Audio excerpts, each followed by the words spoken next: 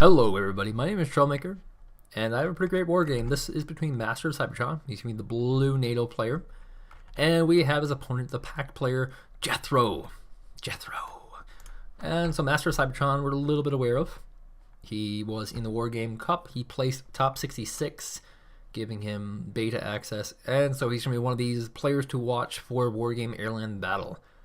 In the beta, of course, you get the opportunity to pull a little bit ahead of everybody else because you're going to get a better idea of tactics, how things work, how things don't work, what are weaknesses, what are strengths, and it gives you an opportunity to really pull massively ahead in the rated world, and it gets you fixes for things like team league and for tournaments and whatnot.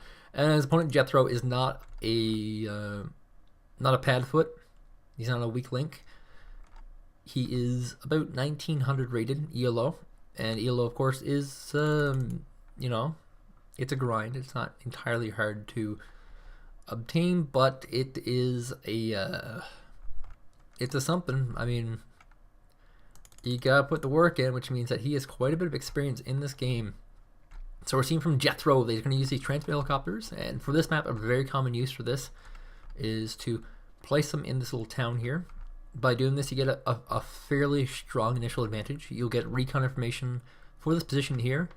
You can also put them right here in this little jungle here and try and get a spotting eye on a command armor, but it just doesn't work with as much rapid speed. And so he's going to put these infantry, these recon units, looks like right here in this forest, and where's the other one going? Maybe not even going for the town, might be just going for forests. And he's going to take Charlie. He's holding onto his alpha base, worried about an all-in. Very common concern when laddering. And actually, MasterofCybertron was using these helicopters very wisely just to kind of scout his perimeter, make sure no all-ins were coming. And now he's kind of bringing them in to try and pick off any health points off these VPZUs that he can before they get into their nestle away place. Now these helicopters here do have ammunition on them, which means that they will be useful after they're deployed. And it's always worth an extra 10 points to grab a helicopter that I could actually shoot. But looks like that one will get picked off, and Jethro still has a pretty sizable lead right now. Looks like MasterofCybertron's going to take the Gulf position, and he's going to go for what? Does he only have one command armor? Is that what I'm seeing here? I think he only has one command armor. He's going to go for money on the 4-point base, and looks like he might try to rally out a command armor afterwards.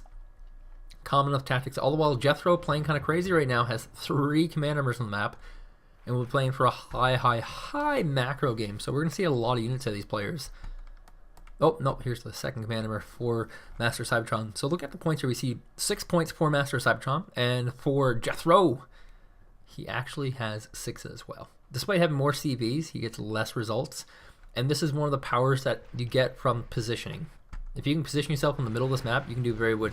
He's going to throw some Yaggers into these VPZ squads, just trying to clean out these eyes.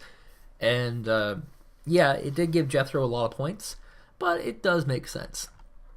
So Jethro is some more infantry, and looks like he's trying to position them along the map to cover a lot of the roadways. And this is what I'd say is the old style of play. This is how Tiga kind of shaped the game. Tiga, Crow2, Sotek, these top players all shape the game around putting units along roadways to get eyes and for cheap kills.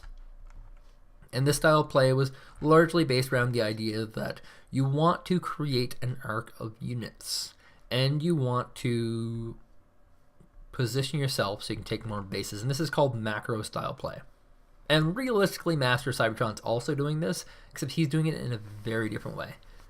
He's got a central position, and if you look at the arcs here, the arc for MasterofCybertron is this small arc. He has 2 borders to deal with, and so he needs to cover this road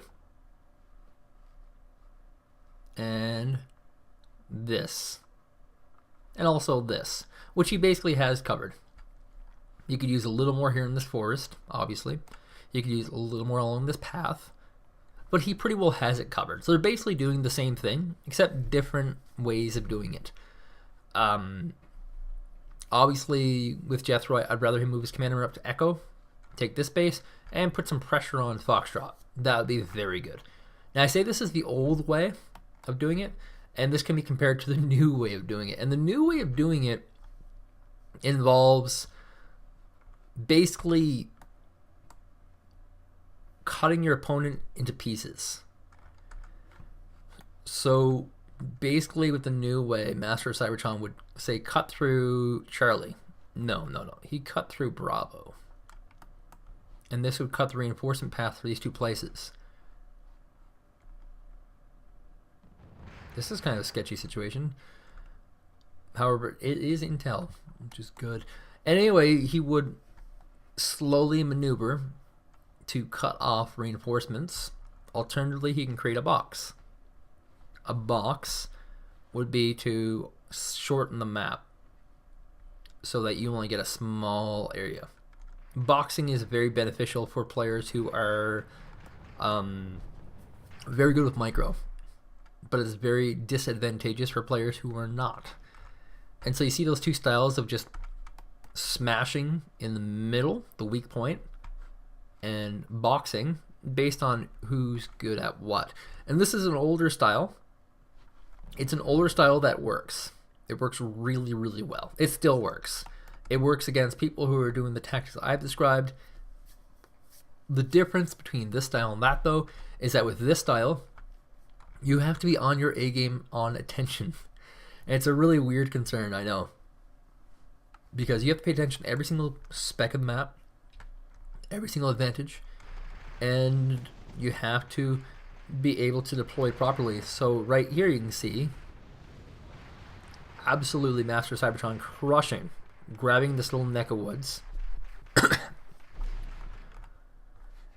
Now, if he can take this woods here, there's a problem for Jethro. There's a huge problem. It means that this roadway, this one here, north and then west, that roadway is now open. It means that Bravo is now able to be sideswept. That's a little bit of a problem. But both of them are going to be playing pretty macro heavy with macro games. I mean, there's also another huge confusion. People often confuse macro play with sitting on your butt with your finger in it and doing nothing. That's not the same thing. What macro play means is that you are doing pushes and grabbing positions with the expectation that you are going to expand so that you can get more stuff. That's why you make pushes. That's why you do what you do. You should almost always be reconning some area. You should be always repositioning. You should always try to get some pressure. And if you see advantages to strike, you should always take them. And so one advantage you can see right now is that if Master of Cybertron was to come into Bravo, he'll have a great position with tanks, recon, and a few infantry to take it this entire area. Kind of scary if you're Jethro. Jethro is going to rally more infantry. And infantry is the preferred unit of a macro player. Generally speaking, if you're playing macro style, you have to have a lot of units that will have a lot of reinforcement capacity.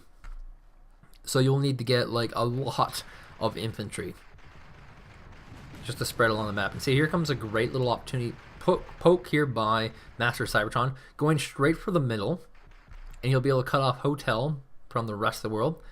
And this is a nice little strategic play to it. And if you just pause for a second here, by taking out Charlie, he effectively cuts out Hotel. So by taking Charlie, he also gets Hotel. Just free. Because the main army, which has been reinforced up here, is not going to be able to reinforce down here. He will have to cut through this defensive line here, which will be established afterwards, in order to get to this. Now, where would you go from this in a position war? The clear-cut base is a clear echo, which he's doing. He's working on it. Reposition from Foxtrot to Echo, and then your opponent, position-wise, only has these two bases and can only get those two bases. As long as you have a nice arc here, you will have a huge income advantage on your opponent. This push is a very successful push. There are some conquerors here, and one conquer shot will go off. Will it crush? And it does. We sail MK20 down. Jethro is taking a fairly nice lead off this, though. trading fairly cost effectively. All the while, looks like we have some Yagers. A little bit of overextension here by MasterofCybertron, as he might want to retreat with the remainder of his Fuchs. It's an H, people. That's a H. A TPZ Fuchs.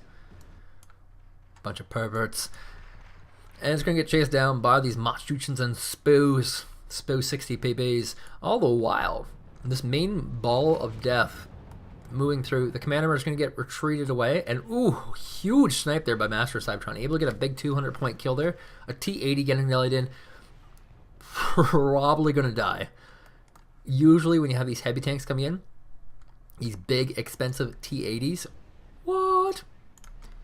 You need some support. And honestly, I wouldn't even recommend a T-80. I would never recommend a T-80. I would recommend the T-80U. It costs twice as much, but it's got rockets. And that's worthwhile. Looks like Jethro is a little bit falling apart here. The T-80 does have quite a range advantage in most of the units. The AMX-32 actually on the retreat from MasterofCybertron. You should probably try to engage this. I would. But he's not looking to lose too many units, especially these all-important Martyr VTS-1s, which are very, very limited supply. And now, realistically, we see, oh, here comes more infantry out from MasterofCybertron. Like I said, he needs to get this jungle here. If he can get this jungle, he has this jungle. He can get this point, and he can start creating multi-flanks. But he's got to deal with T-80U. He's pulling back pretty much everything. Scared poopless of this T-80. T-80s, yeah, they're pretty scary. They have a lot of armor. That's one big problem with them. And Jethro might be overextending this quite a bit. Nope, he's not going to go for the jungle. He's not a crazy man. Look at the size of that fuel tank. 1,250 liters, baby. Actually, instead of going to go for this jungle here, try to reinforce this. And well, here comes an overpowered unit. Well, hello, Bradley CFV recon version. This is a... I mean, this was a popular unit before, but it's become more and more popular, specifically because of FIFA 55. He was successful with a single Bradley CFV to kill off, I believe, 2 command armors.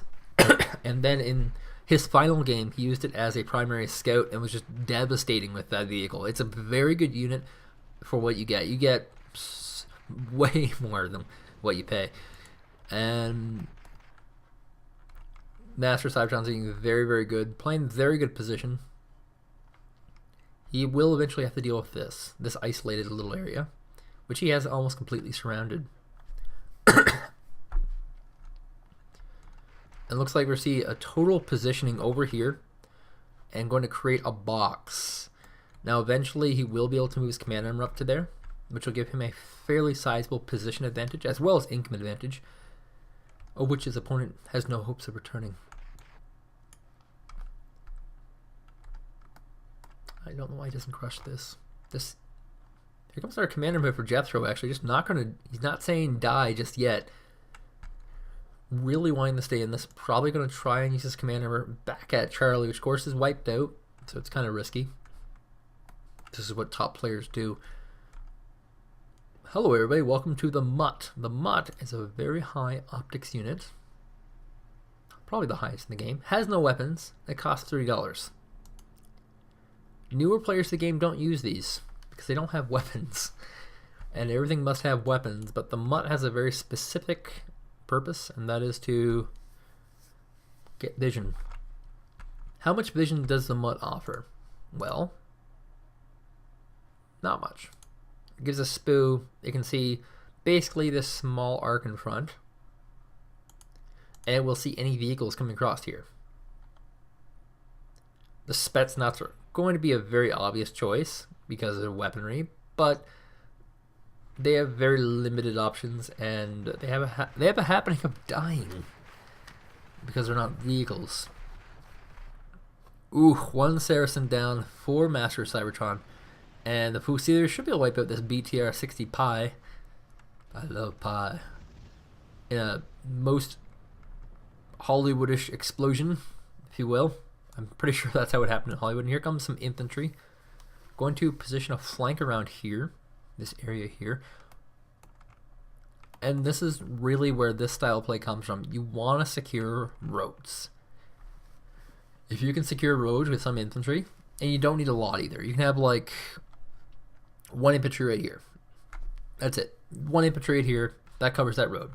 Because once you realize that there's infantry coming down this road path, you can reinforce pretty quickly. It's all about accessibility. It's all about vision. And so looks like Master of Cybertron is going to play this out just a little bit longer, going for a much, much longer game, and is actually going to be doing some more expanding positioning. Finally, this jungle location is very, very key. I shouldn't stress this, very key to this game, because if these Motostrelces sorry, I have a little bit of cough. If these Motostrelces were moved into the front right here, they would be able to do ungodly amounts of damage. On top of that, if they were moved to the front there and the weapons turned off, they would give vision of every single attack. So by taking this position, Master of Cybertron is going to be able to put the fear, the absolute terror of a strike on his opponent. His opponent probably shouldn't be thinking about expanding too much, which he is, which is just weird. It's very odd. Close battle between these infantry. The Fusiliers should come out on top. There's only 1 Motostrelcy left. It's got like one dude, one guy sitting by himself in the trees, firing back. He should die pretty soon. Cover be damned. And also we're seeing another small little push up here by Jethro. Getting pushed away though by the Fusiliers. And dear God, this is the craziest dude in the woods now. 1 guy versus 2, and he's still winning. In fact, he's getting a rout. This is very, very bad luck on the part of Master of Cybertron, as his Fusiliers are forced to retreat. Ouch. So we can see Master of Cybertron wants to take this India location, going to rally some units here. He might think about trying to make another push into Charlie. And actually, some Mott Shoothans rallied out to try and deal with these Yoggers in the woods. Martyr 1 here to support though. Martyr 1s do make differences. Ooh, critical impact, side hit. Crits mean soft spots, by the way. And the Martyr 1's actually going to try and retreat? Or no, it was back on, and now it's front on. Silly. And the Yoggers also come in to support. This Mott Shoothans squad should not survive, but I mean, weird things have happened. Actually, these Yoggers are getting absolutely crushed. Ooh. And if he moves this into the woods, he should be able to keep this Mott Shoothans alive, out of vision of the Martyr 1s. In fact, here comes a T-80 to try and help clean this up. And he's in the jungle now. And he should be invisible soon. I'm kind of surprised he's still visible, actually.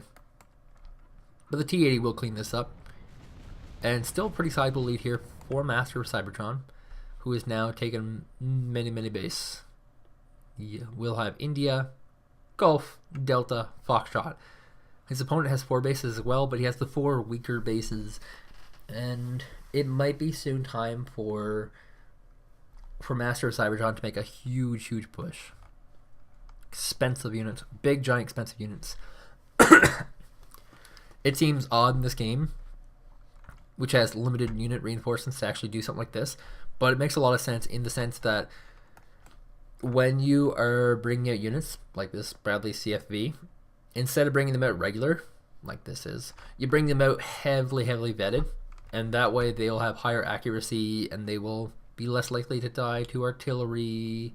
And they have better stabilizers so they don't run from combat through the routing mechanic. And all sorts of things like that.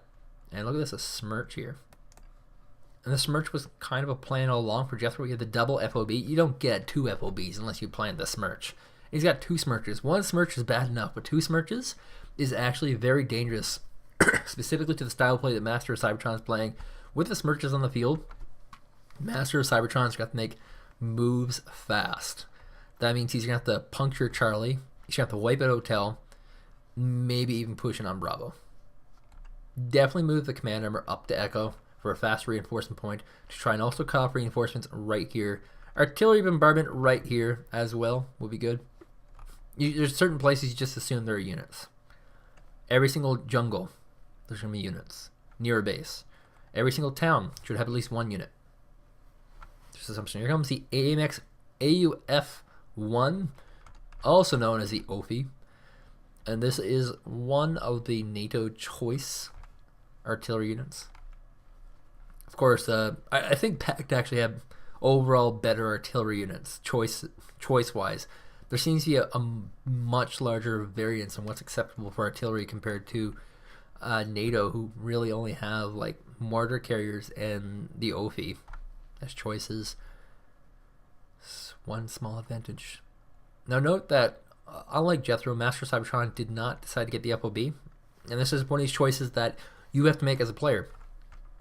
Because if you get an FOB and it gets captured, well, you don't have an FOB anymore, so you have to defend it. You have to spend money defending it.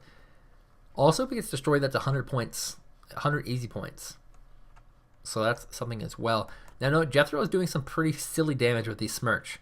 He's now only 100 points behind and slowly catching up. And it may be time for MasterofCybertron to do something. And here comes the Bradley CFE, the overpowered unit, firing on the BTR 65. There is a PTUR Conqueror's infantry squad here, highly vetted. Look at this, five is crazy, and he actually gets the Bradley CFV, and now suddenly MasterofCybertron could be in a lot of trouble. Looks like he's moving out with some units, some AMX-32s, Martyr VTS-1s, Martyr 1s, Martyr Roland 2, Martyr VTSI, lots of Martyr here, and of course your Weasel MK-20s leading the pack with some autocannon damage. All the while there's infantry, some Yaugers, more Yaugers, getting deployed on top of these Mott shoots and to try and take this jungle location. The PTUR Conquerors are doing sizable damage. They're very highly vetted, and that's actually insanely high veterancy on both these units. You rarely see someone purchase a 5 vet Conqueror. Wiped out by the Weasel MK-20, which is on the move fast command, which is basically how you beat any tank positions. You get in range and kill them. And so the Weasel spots the T-80, and here comes some Martyr VTSIs coming from the side. This is going to be a great flanking position because he's going to hit side armor. Side armor, of course, is the goal. If you can hit side armor on these big guys, you get the critical impacts, the huge crits. The goal, like crits, are based on armor. If you look at the armor totals here, front 8, side 4, rear 2, top 2. The red ones are your really weak, high crit chance. Your side ones are low crit chance. So if you can hit him from the side or the back, you got him pretty good. It's a pretty common enough tactic to bait out a unit to attack one way, so he's positioned that way, and then strike back the other way. But now we have 2 T-80s out for Jethro, who is really trying to play with high veterancy units and doing fairly well with it.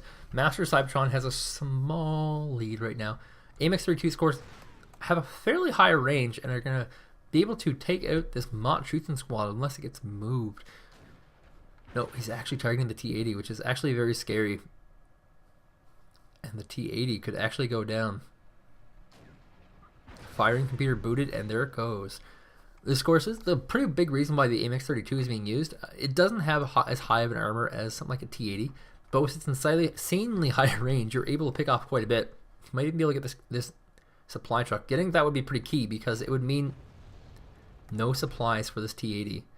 A TPZ Fuchs is coming out. This is what we call a scouter. You want to figure out the position. And so he's going to move with the infantry as well. The infantry are going to provide some rockets, and the T-80 is going to be forced to retreat from this location, instantly dead. That is crazy damage from the Auger. And this position is once again compromised. But here comes 3 cavalry tank prototypes. There's no messing around. Jethro is pulling out all the punches. Here comes 3 tanks, 3 BMP 685s, and he is not going to back off. However, it looks like MasterofCybertron will. He's got now 2 stars on this AMX-32, not too shabby. And he's going to pull off. He's got this little position here. He's also got artillery firing on the actual command armor. It's fairly common enough to try and just snipe off command armors with artillery.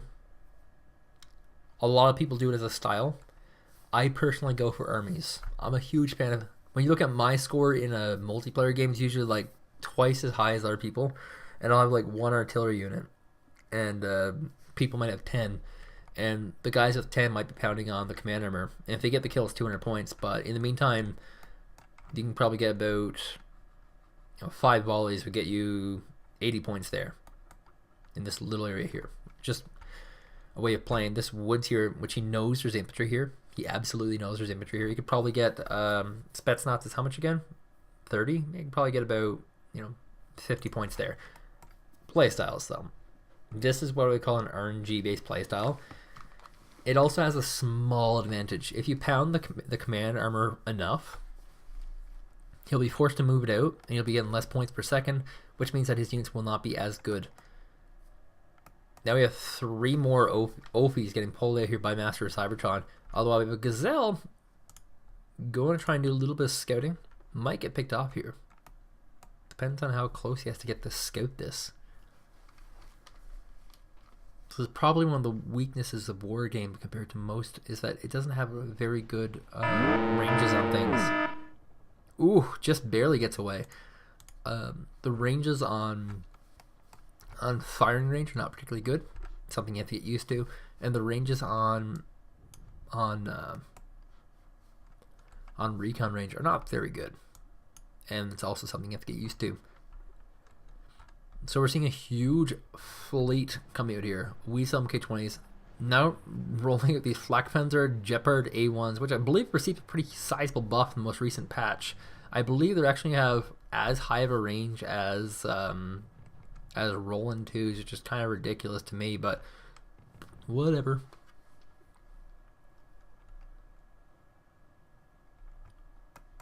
Just gonna speed through this little bit of a lull.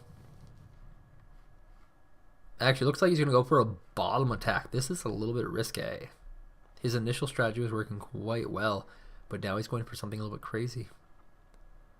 He's gonna go, and this is a big part. If there's infantry right here, this whole army could have died. I know, it's scary. Maybe he might be trying to go for some kind of multi-prong attack. And multi-prong attacks do have a high success rate in the game. Very, very high. Now the old-fashioned fire on the artillery with the artillery.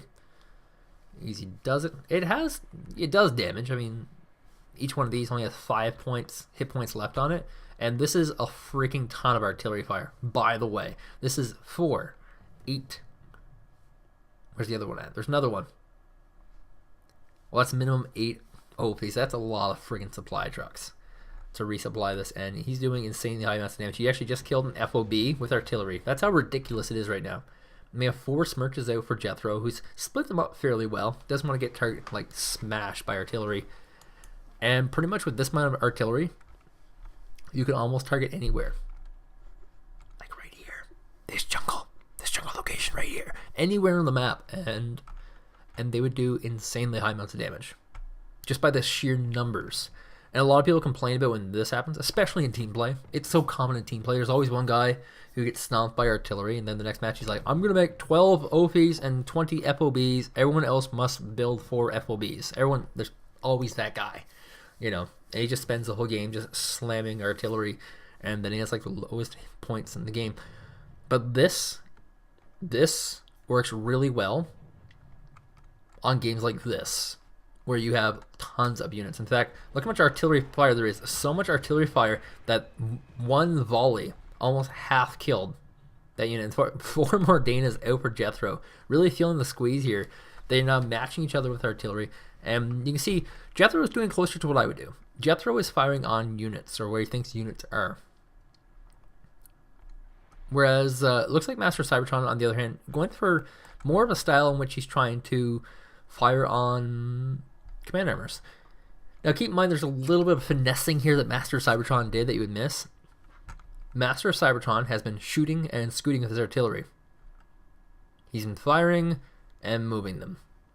Because right now, Jethro is a little bit desperate, and he realizes there's a lot of artillery. He's firing where he thinks the artillery are. An even better way of doing this would be to split all of these individually, spread them out in various locations, which is something I do, and do it that way.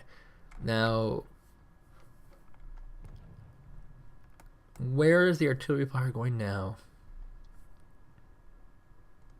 Is the question. Looks like he's going for this town. This is exactly what I do. Pound these little towns. Get your money's worth.